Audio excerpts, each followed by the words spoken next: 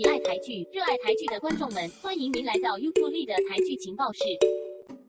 本周的台剧排行榜将会看两部走向、评论截然不同的最终回，也会看一部全新系列的迷你戏剧，也会有天花乱坠狂想曲和搞笑有趣喜剧，最后还会有2部新戏剧的介绍。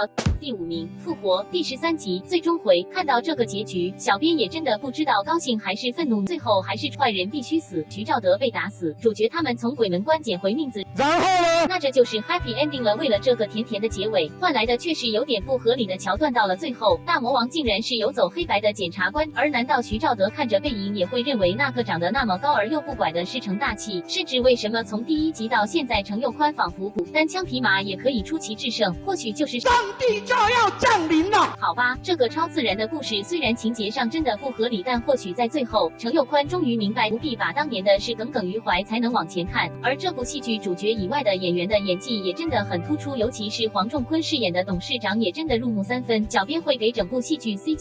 第4名，现实同居后8天第8集，放羊的孩子，或者也叫狼来了的故事，相信大家也曾经在小时候听过。而戏剧中的2位 YouTuber 们也跟那个孩子差不多，也是同样爱捉弄别人，把一些谎言套在路人上让他们上当，然后就用镜头记录他们的窘态。可是为了点击率、观看次数还有广告收入，他们不得不拿身边的人当实验品。这个题材既创新又写实，算是目前看来3个系列里比较好的。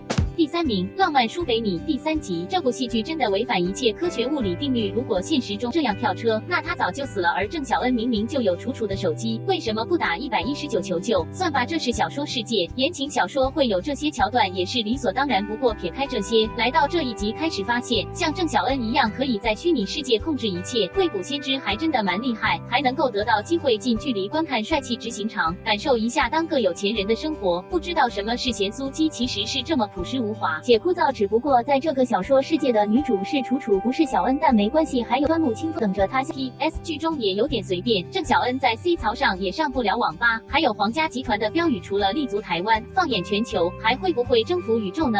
第2名，我的婆婆怎么那么可爱？第5、6集，苏家的儿女们的真性情在这一集开始也表露无遗。他们纵然有多么冠冕堂皇的理由，什么为女儿为事业，背后的目的就是看上他们妈妈户口里的保险金。究竟是在什么的原因驱使下让他们变得那么的贪财？或许是他们来到台北后，在面对纸醉金迷的诱惑下，开始变得唯利是图，甚至走旁门左道赚钱。林采香虽然已经老了，但目睹儿女的行径，其实她的心情也许很复杂。她成功养活5个儿女，甚至有美好的家庭和看似丰厚的事业，理应老怀安慰。可惜当他来到台北看看儿女们，发现不但有的媳妇和孙子对他好理不理，儿女们的事业也是假的。当每位家人都想自己的孩子望子成龙，但当他们成龙成凤后，他们还是不是一个出人头地报答的人？这在欢笑过后值得思考的。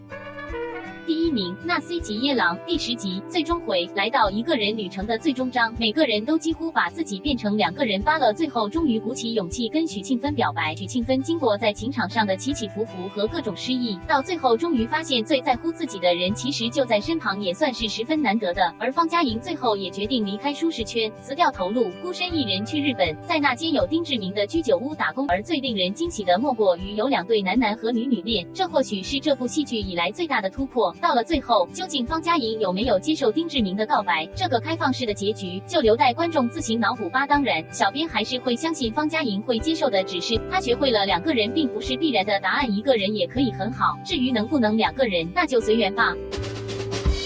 小编正筹备关于那 C 级耶狼的影片，预计下个礼拜前可以上片，大家拭目而待吧。而下个礼拜天将会播出华视台语戏剧《老姑婆》的古董老菜单，由龙少华、吴秀珠、严正兰和李冠毅主演。这是一个如何传承古老文化的故事。当一个热爱历史文化的年轻人遇上一个从国外回来，一心想把老屋拆掉的女孩，2人同在屋檐下生活，会擦出怎样的火花？这个故事也应该会蛮特别的。而这部戏剧跟双城故事一样，也是在大稻埕的和盛堂取景的。巧合的是，龙少华在这2部戏剧里也是饰演这间错的主人。如果有时间，大家不妨到迪化街逛一逛哦。另外，下周在民视无线台也会播出电视电影《无主之子》，由黄邓辉、李幼儒、孙战主演。这是一个从越南来的外籍移工如何在这块陌生的土地挣扎求存。原来全台已经有接近20万越南移工，他们无非也是为了赚取更好的生活，但他们除了面临语言的隔阂，还要担心如何融入这个异乡。有这样的一部戏剧关注移工的问题也是很难得。虽然这部戏剧早早在4月已经首播，但制作方也把在无线台播出当成是首播吧，没关系，下个礼拜的台剧排行榜将会看到以上这2部戏剧哦。台剧情报室，我们下次见。